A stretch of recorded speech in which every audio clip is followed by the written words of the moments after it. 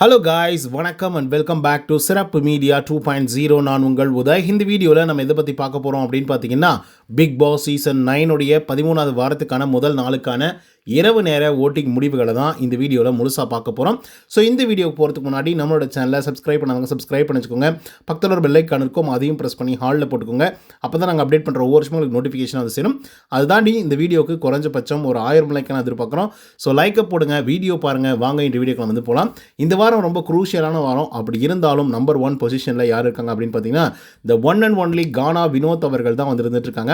So அவங்க வாங்கிய ஓட்டுகளுடைய எண்ணிக்கை அப்படின்னு சொல்லி பார்க்கும்பொழுது 22,893 ஓட்டுகளாகும். அண்ட் பர்சன்டேஜ் ஆஃப் ஓட்டிங்ஸ் அப்படின்னு சொல்லி பார்க்கும்பொழுது 25.26% இருந்துட்டு இருக்காங்க நம்மளுடைய கானா வினோத் அவர்கள். ஸோ இவரை பொறுத்தவரையிலும் அட்டகாசமான ஒரு கேம் பிளே வந்து கொடுத்துட்ருக்காரு அப்படின்னு வந்து சொல்லலாம். ஸோ அப்பப்போ வாரம் கொடுக்கக்கூடிய அட்வைஸ் எல்லாமே வந்து பார்த்திங்க அப்படின்னா இப்போதைக்கு கொஞ்சம் கொஞ்சமாக ப்ராசஸ் வந்து பண்ணிகிட்டு இருக்காரு. ஸோ இதே லெவல் இருந்தால் கூட வந்து போதும், கொஞ்சம் வாய் விடாமல் தேவையில்லாமல் சண்டை போடாமல் அப்படி இருந்தாலே போதுமானதாக வந்து இருக்கும் அப்படின்னு நான் நினைக்கிறேன். பட் இருந்தாலும் இவங்களுக்கு டஃப் கொடுக்குற மாதிரி 2வது இடத்துல திவ்யா கணேஷ் வந்து இருக்காங்க.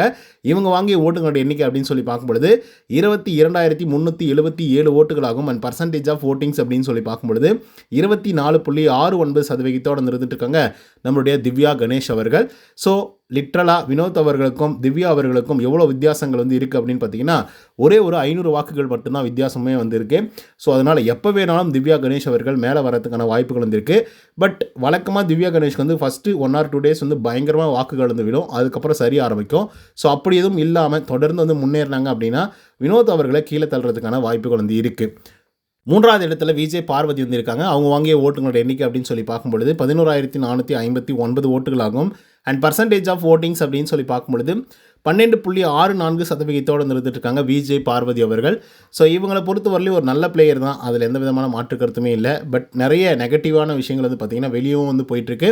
அண்ட் உள்ளரையும் வந்து பார்த்திங்கன்னா இவங்களை வச்சு செய்ன்னு வந்து செஞ்சிட்ருக்காங்க. ஸோ அதன் காரணமாக ஓட்டிங்ஸ் அப்படிங்கிறது வந்து இவங்களுக்கு பெருசாக வந்து இன்க்ரீஸ் ஆகலை. 4வது இடத்துல கமருதீன் அவர்கள் வந்து இருக்காங்க. அவங்க வாங்கிய ஓட்டுகளோட எண்ணிக்கை அப்படின்னு சொல்லி பார்க்கும்பொழுது 7,679 ஓட்டுகளாகும். அண்ட் பர்சன்டேஜ் ஆஃப் ஓட்டிங்ஸ் அப்படின்னு சொல்லி பார்க்கும்பொழுது கிட்டத்தட்ட 8.47% இருந்துட்டு இருக்காங்க கமருதீன் அவர்கள். ஸோ இவரை பற்றி நம்ம சொல்லணும் அப்படின்னா ஒன்றுமே இல்லை சொல்கிறதுக்கு, ஓகேங்களா? ஏன்னா இந்த பேட் டச்சு அப்படின்னு சொல்லி அதவே திரும்பி பிடிச்சிட்டு வந்து அலைஞ்சிட்டு இருக்காப்புல. ஸோ இதை பற்றி கொஞ்சம் லேட்டராக வந்து டிஸ்கஸ் பண்ணலாமா?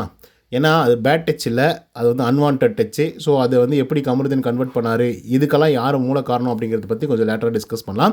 5வது இடத்துல விக்ரம் அவர்கள் இருந்திருக்காங்க. அவங்க வாங்கிய ஓட்டுகளோட எண்ணிக்கை அப்படின்னு சொல்லி பார்க்கும்பொழுது 6,170 ஓட்டுகளாகும். அண்ட் பர்சன்டேஜ் ஆஃப் ஓட்டிங்ஸ் அப்படின்னு சொல்லி பார்க்கும்பொழுது 6.81% இருந்துருக்காங்க நம்மளுடைய விக்ரம் அவர்கள். ஸோ இவரை பற்றி நம்ம சொல்லணும் அப்படின்னா, என்னையா இந்த ஆள் இப்படியெல்லாம் வந்து பேசுகிறாப்புல, இப்படியெல்லாம் கோவப்படுறாப்புல அப்படின்னு சொல்லி கேள்வி கேட்குற அளவுக்கு தான் வந்து பார்த்திங்கன்னா இவருடைய கோவங்கள் வந்து இருக்குது. ஏன்னா ஆரம்பத்துலேருந்தே நம்ம விக்ரமை வந்து ரொம்ப அம்பியாக பார்த்துட்டோம். திடீர்னு அந்நியனாக மாறும்போது ரியலாகவே மக்கள் வந்து எப்படி ரியாக்ட் பண்ணுறது அப்படின்றதே தெரியாமல் தான் வந்து முழிச்சிட்ருக்காங்க. ஸோ நீங்கள் சொல்லுங்கள் எப்படி ரியாக்ட் பண்ணீங்க அப்படின்னு சொல்லி. 6வது இடத்துல அரோரா 5,693 ஓட்டுகள் வந்து வாங்கியிருக்காங்க. அண்ட் பர்சன்டேஜ் ஆஃப் ஓட்டிங்ஸ் அப்படின்னு சொல்லி பார்க்கும்பொழுது 6.28% இருந்துட்டுருக்காங்க அரோரா சிங்க்லர் அவர்கள். ஸோ இவங்களுக்கு வாக்குகள் அப்படிங்கிறது வந்து குறைய ஆரம்பிச்சிருக்கு அப்படின்னு வந்து சொல்லலாம். ஏன்னா லாஸ்ட் வீக்லாம் வந்து 4th பொசிஷனில் வந்து இருந்தாங்க. நல்ல வாக்குகளாக நல்ல ஸ்ட்ராங்கான ஒரு பிளேயராக டாப் 5 வரதுக்கான எல்லா வாய்ப்புகளும் வந்து இருந்தது. பட் இப்போ வந்து பார்த்திங்க அப்படின்னா அப்படி கிடையாது. ஸோ பார்ப்போம் என்ன நடக்குது அப்படின்னு சொல்லி. 7வது இடத்துல சபரி அவர்கள் இருந்திருக்காங்க. அவங்க வாங்கிய ஓட்டுகளோட எண்ணிக்கை அப்படின்னு சொல்லி பார்க்கும்பொழுது 5,640 ஓட்டுகளாகும். அண்ட் பர்சன்டேஜ் ஆஃப் ஓட்டிங்ஸ் அப்படின்னு சொல்லி பார்க்கும்பொழுது 6.22% இருந்துருக்காங்க நம்மளுடைய சபரிநாதன் அவர்கள். ஸோ இவரை பொறுத்த மட்டிலும் பெருசாக ஒரு ஸ்ட்ராங்கான பிளேயர் அப்படின்னு நம்மளால் வந்து சொல்ல முடியாது, வீக்கான பிளேயர் அப்படின்றதும் வந்து சொல்ல முடியாது. ஏதோ அப்படியே ஒரு சேச்சுரேஷன் பாயிண்ட்டை வச்சுக்கிட்டு அப்படியே வந்து பார்த்திங்க அப்படின்னா போயிட்டுருக்காப்புல, எந்த ஆசிலேஷனும் வந்து இல்லாமல். ஸோ அதுவே வந்து பார்த்திங்கன்னா இவருக்கு மிகப்பெரிய அளவில் நெகட்டிவாக வந்து மாறி இருக்கு. 8வது இடத்துல சாண்ட்ரா அவர்கள் வந்து இருக்காங்க. அவங்க வாங்கிய ஓட்டுகளோட எண்ணிக்கை அப்படின்னு சொல்லி பார்க்கும்பொழுது 5,625 ஓட்டுகளாகும். அண்ட் பர்சன்டேஜ் ஆஃப் ஓட்டிங்ஸ் அப்படின்னு சொல்லி பார்க்கும்பொழுது 6.25% இருந்துட்டு இருக்காங்க சாண்ட்ரா அவர்கள். ஸோ சாண்ட்ரா வந்து பார்த்திங்க அப்படின்னா ஆரம்ப காலகட்டத்தில் பயங்கரமாக ஃபயர் விட்டுட்டு இருந்தாலும் இப்போதைக்கு வந்து பார்த்திங்கன்னா டேஞ்சர் ஜோன் போய் தான் வந்து வந்துட்டுருக்காங்க உள்ளர. ஸோ ஆனால் கனி அவர்களை எவிக்ட் பண்ணிட்டாங்க. அதுதான் வந்து பார்த்திங்க அப்படின்னா சாண்ட்ராவுக்கு கிடைச்ச மிகப்பெரிய வெற்றியாக சாண்ட்ரா அவர்கள் வந்து பார்ப்பாங்க. ஏன்னா யார்கிட்ட தோற்று போனாலும் கனிக்கிட்ட தோற்றே போகக்கூடாது அப்படின்னு நினச்சிட்டு இருந்தாங்க சாண்ட்ரா. ஸோ அதுக்கேற்ற மாதிரி கனி அவர்கள் எவிக்டாக வெளியே போயிட்டாங்க இவங்களுக்கு முன்னாடியே. 9வது இடத்துல சுபிக்ஷா அவர்கள் வந்து இருக்காங்க. அவங்க வாங்கிய ஓட்டுகளோட எண்ணிக்கை அப்படின்னு சொல்லி பார்க்கும்பொழுது 30,096 ஓட்டுகளாகும். அண்ட் பர்சன்டேஜ் ஆஃப் ஓட்டிங்ஸ் அப்படின்னு சொல்லி பார்க்கும்பொழுது 3.42% இருந்துட்டுருக்காங்க சுபிக்ஷா அவர்கள்.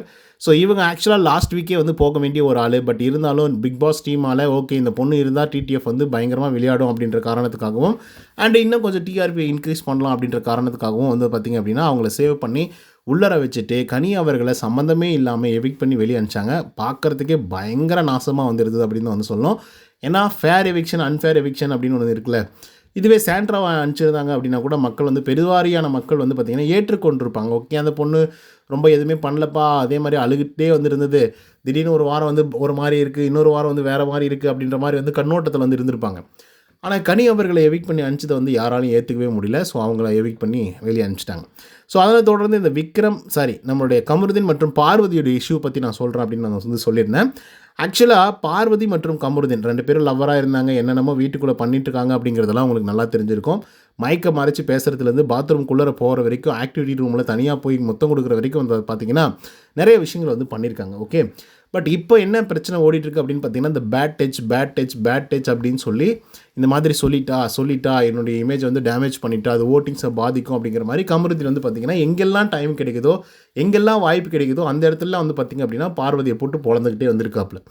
ஆக்சுவலாக உண்மையாலுமே பேட் டச் நடந்ததா அப்படின்னு கேள்வி கேட்டிங்கன்னா இல்லை அப்படிங்கிறது வந்து பார்த்திங்கன்னா பார்வதி அவர்கள் சொல்லிட்டாங்கன்னா, அப்படி ஒரு வேளை வந்து நீ பேட் டச் பண்ணியிருந்தேன் அப்படின்னா கண்டிப்பாக நானே சும்மா இருந்திருக்க மாட்டேன், இல்லை ஏதாவது பெருசாக கத்தி கூச்சல் போட்டிருக்கேன் அப்படின்றதெல்லாம் தாண்டி கூட நான் உன் கூட வந்து லவ்வபுளாக நான் பழகிருக்கவே மாட்டேன். அந்த ஃப்ரெண்ட்ஷிப்பு அதுக்கு மேலே அப்படின்னு சொல்லி ஒரு உறவு இருக்குல்ல, அப்படிப்பட்ட ஒரு ஸ்பேஸை வந்து நான் கண்டிப்பாக உனக்கு வந்து கொடுத்துருக்க மாட்டேன். ஸோ அப்படி இருக்கும் பொழுது கண்டிப்பாக நீ அந்த மாதிரி எதுவுமே பண்ணியிருக்க மாட்டேன், அது என்னுடைய கருத்து.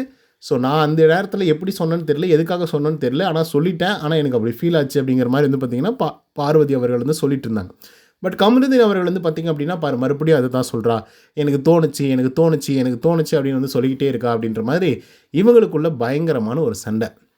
ஏன் இவ்வளோ பெரிய சண்டை நடந்துச்சு, அந்த பேட் டச் வந்து பண்ணிட்டார் கமருதீன் அப்படின்னு சொல்லி பார்வதி சொன்னாங்க அப்படின்னு சொல்லி வெளியே ஒரு நாதாரி கும்பல்ஸ், அதாவது இந்த பிஆர் கும்பல்ஸ் அப்படின்னு சில பேர் வந்து இருப்பானுங்க, சில ரிவ்யூவர்ஸ் எல்லாம் இருப்பானுங்க, மட்டமான ஆட்கள்லாம். அவனுங்க வந்து சொல்லிவிட்ட சில வார்த்தைகள் வந்து பார்த்திங்க அப்படின்னா இப்போ வரைக்குமே சோசியல் மீடியாக்களில் பரவிட்டே வந்திருக்கு. பார்வதி வந்து ஆரம்ப காலகட்டத்தில் என்ன தான் அவங்க வந்து பயங்கரமாக கேம்ஸை வந்து கொலாப்ஸ் பண்ணாலையும், நான் ஒரு வேலையை செய்ய மாட்டேன் அப்படின்னு சொல்லி அடம்பிடிச்சாலும் பார்வதியை வெறுப்பாளர்கள் நிறைய பேர் இருந்தாங்க, பார்வதியை வெறுக்கிறதுக்குன்னு. ஆனாலும் கூட ஏதோ ஒரு விதத்தில் அந்த பொண்ணு கேம் விளையாடுது இல்லைப்பா, அந்த பொண்ணு இல்லைன்னா கண்டென்ட்டே இருக்காது இல்லைப்பா அப்படின்னு சொல்லி ஏற்றுக்கிட்டவங்களும் வந்து இருந்தாங்க. ஓகேவா, வெறுப்பாளர்களும் ஓகே விஜய் பார்வதி இருந்தால் கொஞ்சம் இன்ட்ரெஸ்டிங்காக இருக்கும், ஏதோ ஒன்று பண்ணோம் அப்படின்னு சொல்லி ஏற்றுக்கிட்டவங்களும் வந்து இருக்காங்க. ஸோ இப்போ இந்த பேட் டச் அப்படின்ற ஒரு வார்த்தை இருக்குல்ல, அது ஆக்சுவலாக வந்து பார்வதி அப்படி சொல்ல கிடையாது. ஓகேவா, பேட் டச் அப்படிங்கிற ஒரு வார்த்தையை பார்வதியோடைய வாயிலிருந்து எங்கேயுமே கொண்டு வந்து சேர்க்கலை. அவங்க சொன்னது அன்வான்ட் டச் அப்படின்றத மட்டும்தான் வந்து சொல்லியிருப்பாங்க. அன்வான்ட் டச் அப்படின்றத மட்டும்தான் சொல்லியிருப்பாங்க. பேட் டச்சுக்கும் அன்வான்ட் டச்சுக்கும் ஏகப்பட்ட வித்தியாசங்கள் வந்து இருக்குது. பேட் டச் அப்படிங்கிறது வந்து நம்மளுடைய உடலில் இருக்கக்கூடிய ஒரு சில பாகங்களை தொடக்கூடாது. குட் டச் எது, பேட் டச் எது அப்படின்னு சொல்லி ஸ்கூலில் காலேஜஸில் எல்லா இடங்களையும் கற்றுக் கொடுக்குறாங்கல்ல. ஸோ ஒரு சம் பார்ட் ஆஃப் த பாடியில் இருக்கக்கூடிய ஒரு பார்ட்டை வந்து பார்த்திங்க அப்படின்னா இதை தொடக்கூடாது, இதை தொட விடக்கூடாது. ஸோ இதெல்லாம் வந்து பேட் டச்சு, இதெல்லாம் குட் டச்சு அப்படிங்கிற மாதிரி சொல்லுவாங்க இல்லையா.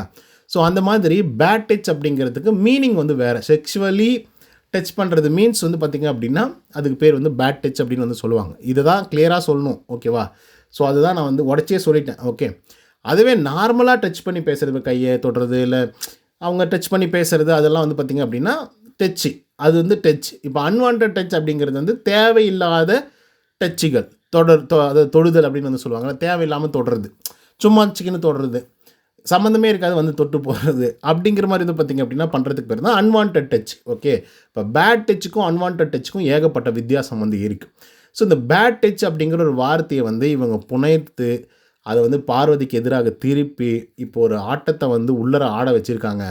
அதுக்கெல்லாம் முதல் முக்கிய காரணம் சாண்ட்ராவும் பிரஜனும். ஏன்னா இவங்க தான் வைல்டு கார்டு என்ட்ரி கொடுத்ததுக்கப்புறம் இப்படிப்பட்ட ஒரு விஷயத்தை வந்து போட்டு உடைச்சாங்க. ஓகேவா, ஸோ இந்த பேட் டச் அப்படிங்கிற ஒரு வார்த்தையை உள்ளே இன்ட்ரடியூஸ் பண்ணதே வந்து பார்த்திங்க அப்படின்னா சாண்ட்ராவும் பிரஜன் அவர்கள் தான். அவங்களுக்கு அந்த கேமை புரிஞ்சு விளையாடினாங்களா இல்லை புரியாமல் விளையாடினாங்களா கருமோ தெரியல. இன்கேஸ் இதில் இதுக்கு பார்வதியை பற்றி நான் டிஃபெண்ட் பண்ண போகிறதில்ல, கமருதீனை பற்றியும் டிஃபெண்ட் பண்ண போகிறதில்ல. அண்ட் இவங்க 2 பேரையும் நான் வந்து வெளுக்க போகிறதில்ல, சண்டை போட போகிறதில்லையும் சொல்லவும் போகிறதில்ல. ஆனால் இதுக்கு ரெஸ்பான்சிபிலிட்டி யாரா அப்படின்னா விஜய் சேதுபதி தான். இதுக்கு யாரா ரெஸ்பான்சிபிலிட்டி அப்படின்னு கேட்டிங்கன்னா பிக் பாஸ் டீம் தான். ஏன்னா அவங்க தான் வந்து ஓகே இந்த பிரச்சனை ஒரு பெரும் பிரச்சனையாக வந்து போயிட்டுருக்கு. கமருதீனோட லைஃபே ஸ்பாயில் ஆகிற அளவுக்கு வந்து இருக்குது. இல்லை அப்படின்னா பார்வதியோட லைஃபே ஸ்பாயில் ஆகிற அளவுக்கு வந்து இருக்குது. So we should ask about it அப்படின்ற ஒரு முடிவுக்கு வந்து இதை பற்றி நம்ம கேட்டே ஆகணும். அண்ட் வி ஷுட் இன்ஃபார்ம் அப்படின்றதையும் அவங்க வந்து பார்த்திங்கன்னா ஒரு டெசிஷன் வந்து எடுத்துருக்கணும். ஒரு இன்ஃபார்ம் பண்ணிவிட்டு இல்லைப்பா அது வந்து பேட் டச் கிடையாது, அன்வான்ட் டச் தான், அது அவங்க அதை வந்து இப்படி ட்விஸ்ட் பண்ணிட்டாங்க அப்படிங்கிற மாதிரி சொல்லினாங்க அப்படின்னா அது கரெக்டாக இருக்கும். பார்வதிக்கு மிகப்பெரிய அளவில் ப்ளஸ்ஸாக வந்து இருக்கும். ஸோ ஒரு வேளை பார்வதியை வந்து மேலே ஏறவே கூடாதுன்னு விஜய் டிவியே நினைக்குதோ அப்படிங்கிற மாதிரி வந்து தோணுது, கமருதீனை காப்பாற்றுறதுக்காக. தெரியல. ஸோ இதை பற்றி உங்களோட கருத்துக்கள் என்ன அப்படிங்கிறத கமெண்ட்ஸில் சொல்லுங்கள் மக்களே. இந்த வீடியோ பிடிச்சிருக்கும்னு நினைக்கிறேன். பிடிச்சிருந்தா லைக் அண்ட் சப்ஸ்கிரைப் பண்ண மறந்துடாதீங்க. நன்றி, வணக்கம்.